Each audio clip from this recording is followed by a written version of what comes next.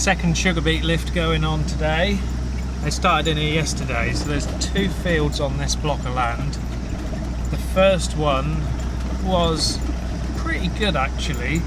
It's running at about 90 tonne a hectare on his yield monitor, so hopefully that'll adjust up through the factory. And that one had quite a lot of rubbish in it, and definitely looked like it was going to be the worst of the 2, just bad fat hen, which didn't really get controlled very well with the chemical this year. The second field he's on now though, that was a lot cleaner for whatever reason. Yeah, both treated exactly the same and drilled within a day of each other, one after the other. His yield monitor on there has been running at about 115 tonnes a hectare. So that has got the potential to be a record yield for us if it adjusts up nicely through the factory. As long as it adjusts up even a little bit, that'll be a record for us. I think the best I've had up till that off a single sensible sized field was about 110 or 12, something like that. So yeah, not looking too bad down here, to be honest. We have also got a Claas demonstrator in here on our Sumo. So another colour we haven't tried before. Have a look and see how that's going. He's just made a start this afternoon.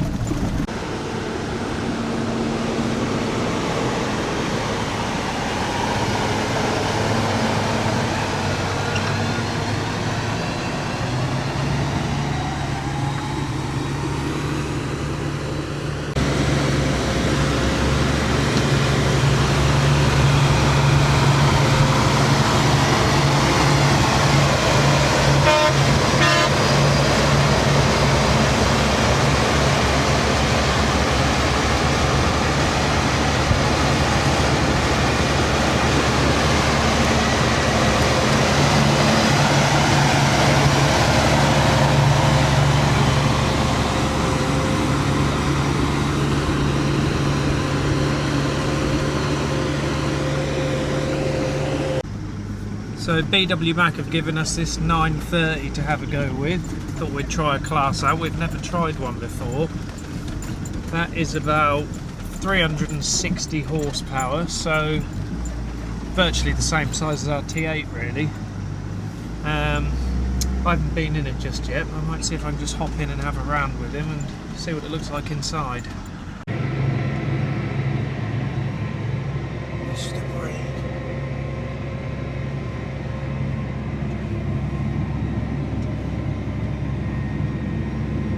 Here's a blast on the horns. They are, look, there's the important bit. What do you reckon then?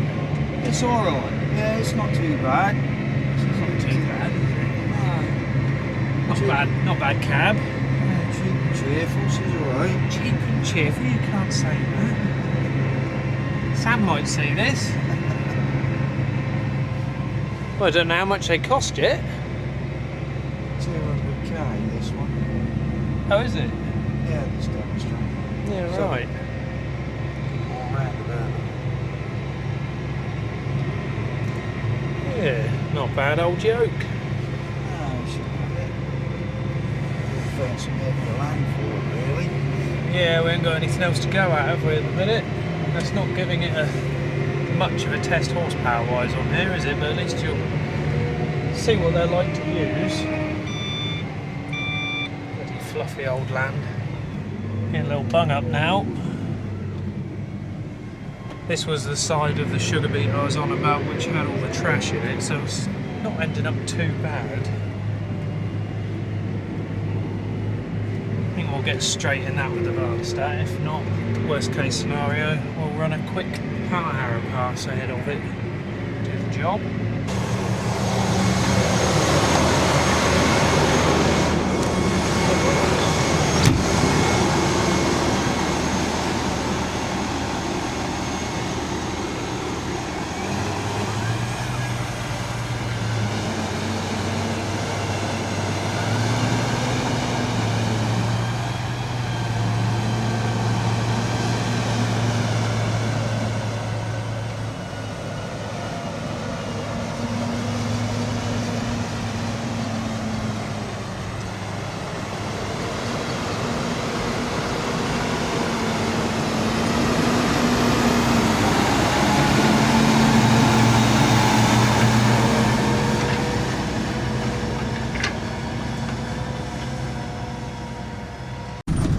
a bad old yoke, that. Have a little play with that for the next day or two and see what we reckon. I think they go up to about 450 horsepower in that one, but as I said in the cab there, not the best test for it power wise, because that is some of our lightest land, but it's the only place we've really got to have a go with one, because we're getting pretty drilled up now and the rest of the beet land is all fairly light land, so here we go. Just on the way to go and get set up drilling after Sugar Beet where that Claas is working. I've just got back from King's Lynn Classic Car Auction. I went there about lunchtime. There was a Range Rover that really took my fancy. It was a L322 shape, 4.4 Jag V8 petrol. Estimate was between 4 and 6,000. I thought if it goes around the estimate, well, if I can get it for around the estimate, I'll have a punt at it.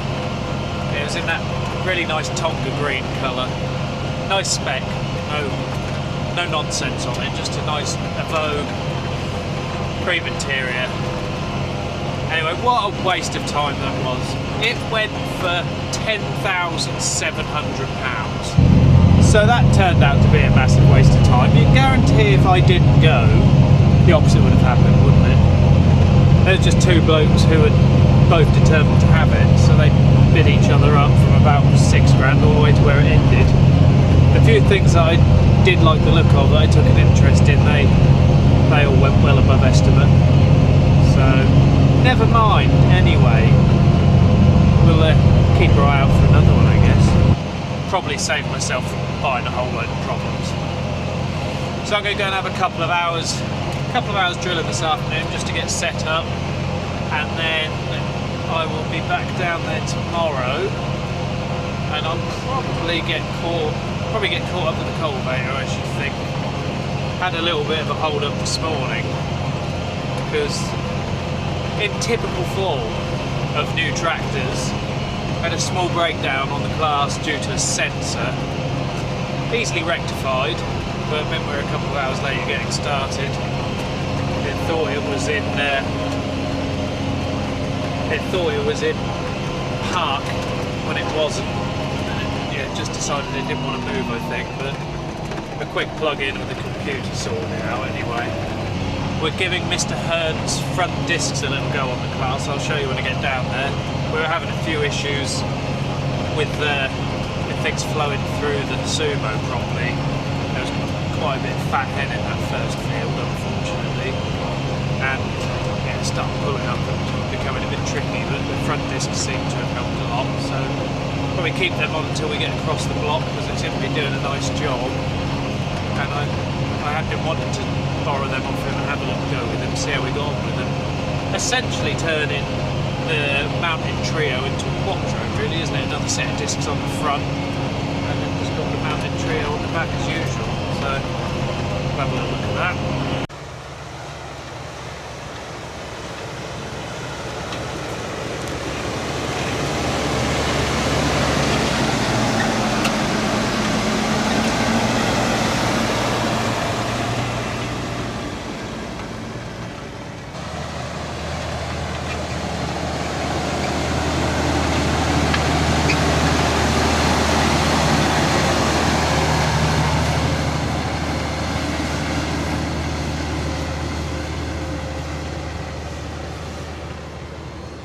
There she is. The low budget Quattro, we'll call that setup, but making a nice job, isn't it?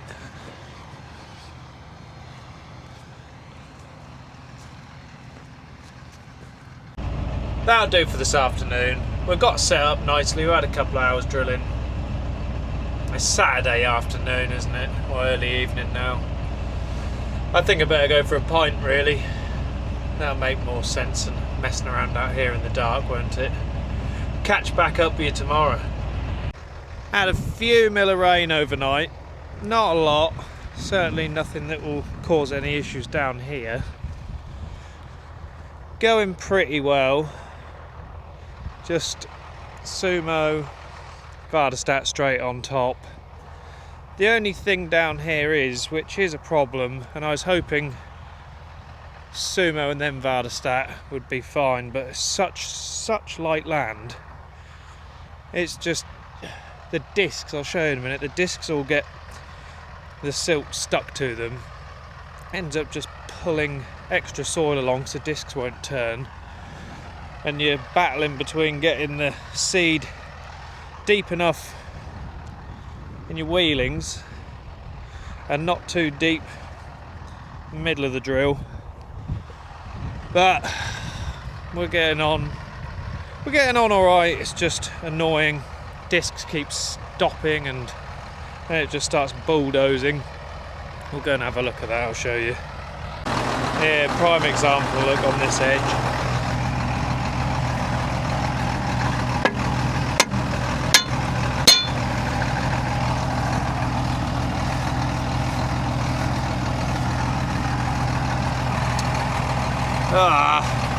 Just acting like a load of brakes on the discs, and pretty much all of them go like it. Obviously wanted to stick with the Vardestat because number one is quicker, and number two, it does leave it a bit more consolidated, which, as I'd said before about this land, is quite useful. But we'll keep going as we are. I'm not going to change things over now. We've got the T8 back over there. Might just be able to see that.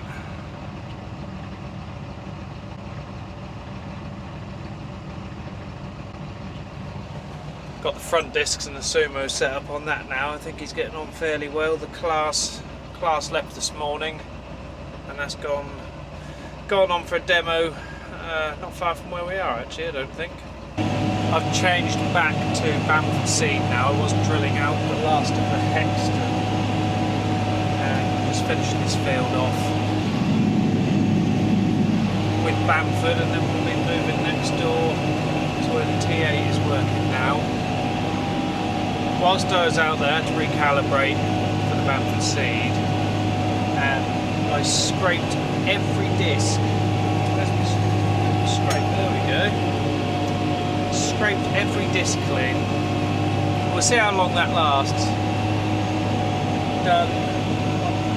I'm on my third round now, and it's not caused me a problem just yet, actually. Hold on. It's going to cause me a problem anytime soon again. Could have been a waste of time, but worth a try, wasn't it? Hopefully I won't have a sense of humour failure while I'm finishing this land off down here, because it does get a little bit frustrating.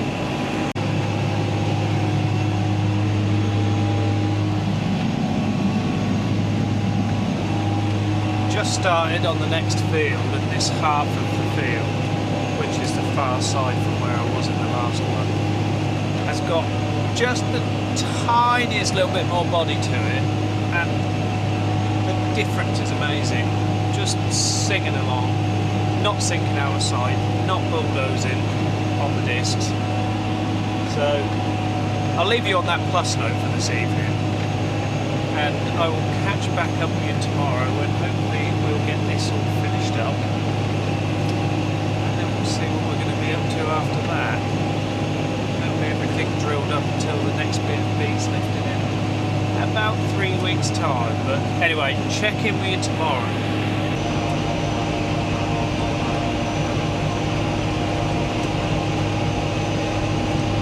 Just on the way to get finished off now. Hopefully we'll have a smooth day today. Another couple of mil of rain first thing this morning, so just waited for that to stop and a little bit of wind blow over it. Hopefully start to settle a little bit. I don't think it's going to make anything any better or worse for me really. Shortly after I said yesterday that I'd cleaned the discs and was hoping that that was going to be better, yeah, it didn't last very long.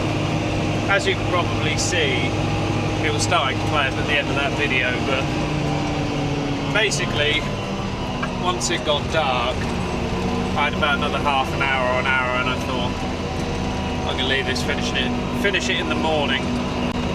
it was being quite difficult, and I'd rather see what I'm doing when it's being like that than try and muddle along in the dark. Anyway, hopefully we'll have a smooth day today and get the job finished off.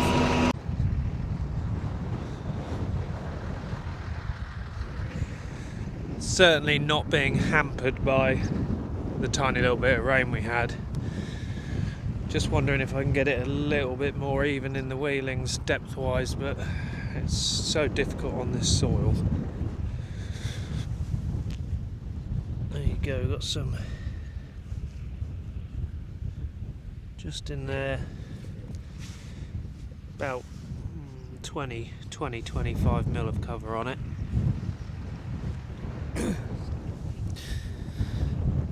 then compare that to, there's one, look, probably between 2 to 3 inches deep in the deepest bits. There's very little I can do. I've tried running the tiny wheel eradicators down, but they just get a lot of tops and stuff wrapped around them. So I think we'll be alright. It's early enough and warm enough still that things should grow pretty quickly. It's more of a problem down here, to be fair, when we're drilling in December. This is quite often the last beet lifted on this bit of land, and that just gives the crows twice as long to have a good go at everything that's in the wheelings, but I think should still emerge nice and quickly with how things are at the minute, so I think we'll be alright. I'm not sure what's changed in the last hour or so, but conditions seem to have got a lot better.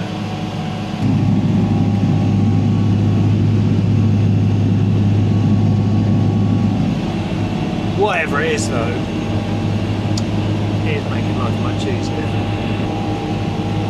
Soil moisture, soil type, maybe the way the beet tops have been incorporated this side of the field, who knows? Who cares? We're nearly finished. Nearly over to the headlands.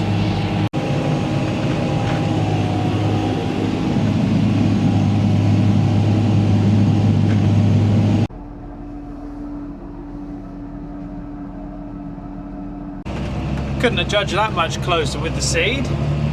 Anyway, that's another bit done. Another block ticked off the list. We'll come back down here again in a few weeks' time and sort out the little parcels of land where the sugar beet heaps are. And then that'll be everything down here drilled up. Next on the cards will be preems, and we've got some cover crop to flail and then plough in as well. Anyway, I've got a day's shooting tomorrow, so that will be that'll be a nice way to celebrate getting drilled up again. Looking forward to that. The weather's looking like it should be more or less dry all day until the afternoon, by which point we'll probably be getting finished up anyway. So yeah, I'll check in with you in a few days' time. Thanks for watching. Give the old subscribe button a click if you haven't already and you're enjoying the videos. See you later.